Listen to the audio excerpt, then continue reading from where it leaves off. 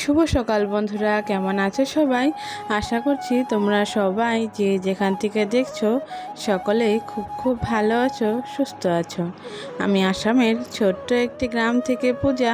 তোমাদের সকলকে আমার ব্লগ চ্যানেলে অনেক অনেক স্বাগত আর অনেক অনেক ভালোবাসা জানাই। সকাল সকাল ঘুম থেকে উঠে তো সমস্ত কাজগুলো করে নিয়েছি, তারপরে এই যে চাটা করে নিলাম। চাটা খেয়ে বিছানাটা তুলতে এসেছি। তো আজকে তো 15ই আগস্ট। তো মেয়ে সকালবেলা গিয়েছিল স্কুলে।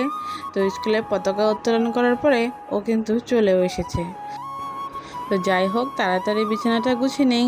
আজকে এবার অনেক কাজ আছে। অনেক কাজ বলতে কি, যেদিন মেয়ে বাড়িতে থাকে সেই দিন তো আমার কাজের চাপ আরও বেড়ে যায়। মানে কাজের মধ্যে মধ্যে ওর পিছনে পিছনে থাকতে হয়।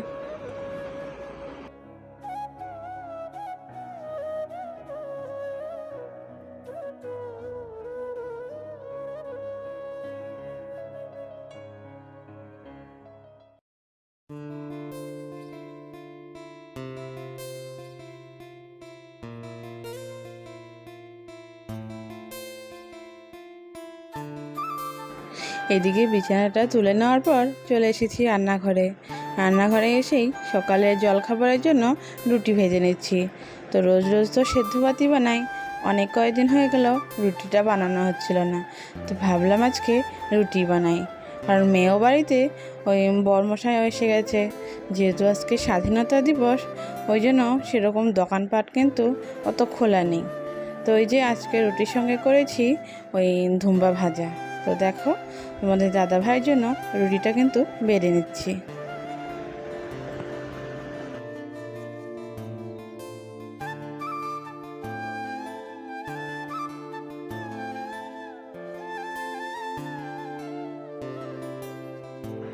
তো রুটি সবজির সাথে একটা আমও কিন্তু কেটে দিলাম। আর এই আমটা বাবাধাম থেকে নিয়ে এসেছে। তো আনা হয়েছে কয়েকদিন হলো, কিন্তু খাওয়াই হচ্ছিল না। মানে আমগুলো না বেশি পাকা ছিল না, একটু কাঁচা কাঁচা ভাব ছিল।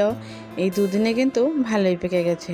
তো আজকে দেখো, রুটির সাথে তোমাদের দাদা ভাইকেও একটা কেটে দিলাম। কেটে নিয়ে একটু বসে রয়েছি, কারণ বাইরে যাওয়া অবস্থা, মানে খুবই গরম আর খুবই রোদ।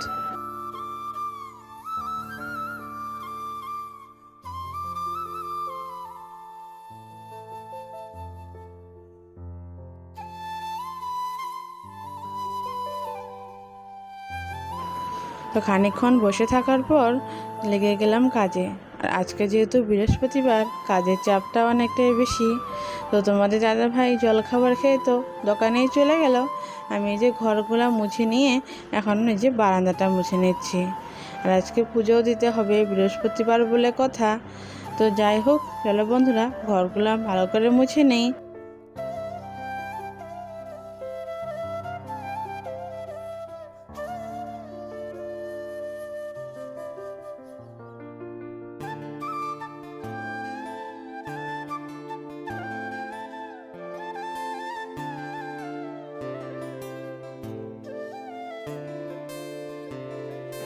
আর হ্যাঁ বন্ধুরা, যারা যারা এই পর্যন্ত আমার চ্যানেলে নতুন বন্ধু হয়ে আছো, তাদেরকে একান্তই অনুরোধ ভিডিওটা ভালো লাগলে বন্ধু হয়ে যাওয়ার জন্য।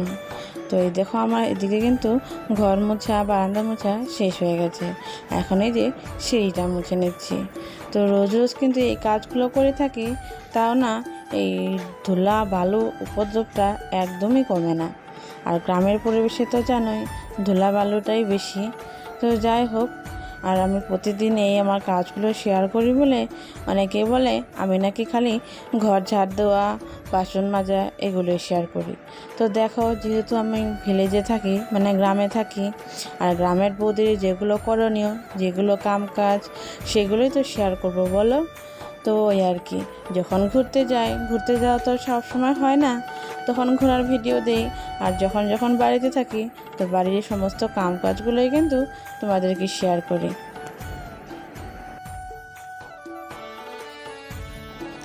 এইদিকে আমি ঘরটা মুছে নিয়ে কাপড়গুলো কিন্তু কেচে দিয়েছি।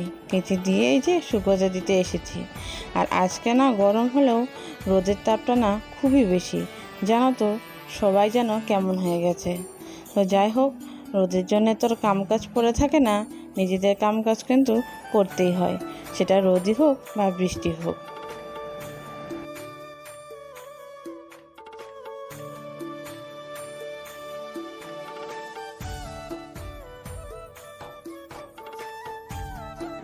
এইদিকে কিন্তু আমি স্নান করে চলে এসেছি।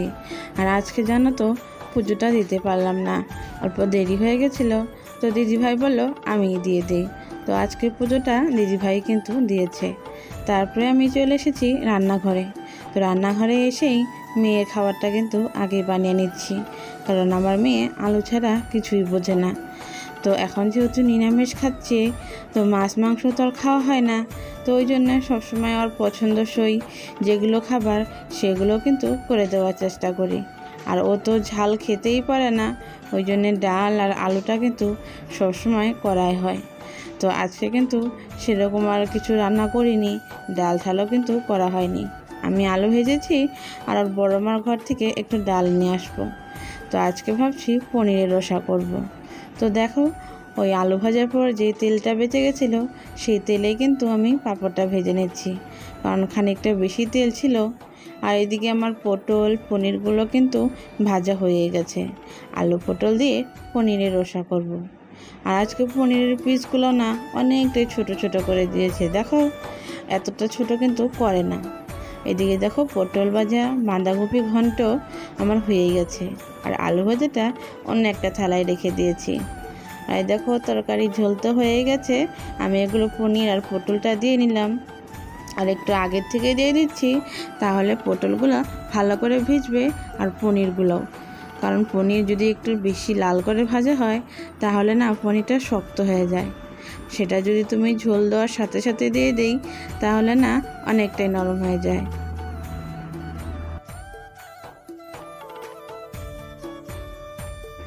তো তরকারি বসানোর পর আমি কিন্তু আবার মাঠে চলে গেছিলাম। তোমাদের দাদা ভাই কালকেই বলেছিল একটা বাটাবুটি করতে। তো দেখো আমি খানিকটা ধনেপাতা নিয়ে এসেছি, একটা দুধ কচুর পাতা, আর এখানে রয়েছে দুটো মিষ্টি কুমড়োর পাতা, আর হচ্ছে ওই খারকোল পাতা। তো এই 4 রকমের পাতা দিয়ে একটা বাটা করব, সাথে একটু কালি জিরাও দেব। এই বাটাটা খেতে না ভীষণ ভালো লাগে। আর এদিকে রান্না করতে করতে খুবই হাওয়া, মানে খুব জোরে জোরে বাতাস হচ্ছিল, কাপড় ঠাপড় একদমই উড়ে উড়ে নিয়ে যাচ্ছে। তো দেখে তো তোমরা বুঝতেই পারছো, মানে শুকনো ঝুড়ি হয়ে গেল। তো দেখো তাড়াতাড়ি করে এখন এই যে কাপড়গুলো তুলে নেব, নাহলে আবার কখন বৃষ্টি নামবে তার কিন্তু কোনো ভরসা নেই।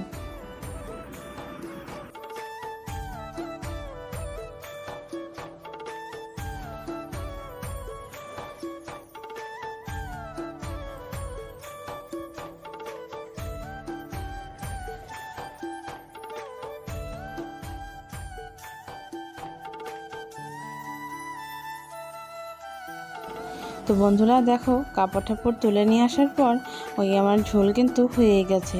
তারপরে একটু ওই সব পাতাগুলো হালকা করে ভেজে নিয়েছি। ভেজে নিলে বাটা করতে না একটু ভালো হয়, আর না হলে না একটু পাতলা টাইপের হয়। আর যদি একটুখানি ভেজে নিয়ে বাটাগুলো বানাই তাহলে বাটাটা একটু টাইট টাইটও হয়, খেতেও কিন্তু অন্যরকম স্বাদ লাগে। তো দেখো আমার কিন্তু বাটাবাটি করা হয়ে গেছে, এখন এগুলো কেচে নেব। তো যাই হোক বন্ধুরা, আজকের মতন ব্লগটা আমি এখানে শেষ করছি। ভালো লাগলে লাইক কমেন্ট শেয়ার করে দিও। চ্যানেলে নতুন বন্ধু হয়ে থাকলে চ্যানেলটা কিন্তু অবশ্যই সাবস্ক্রাইব করে দিও। তাহলে আজকের মতন বিদায় নিচ্ছি, আবারও দেখা হচ্ছে তোমাদের সাথে নতুন একটা ব্লগ নিয়ে।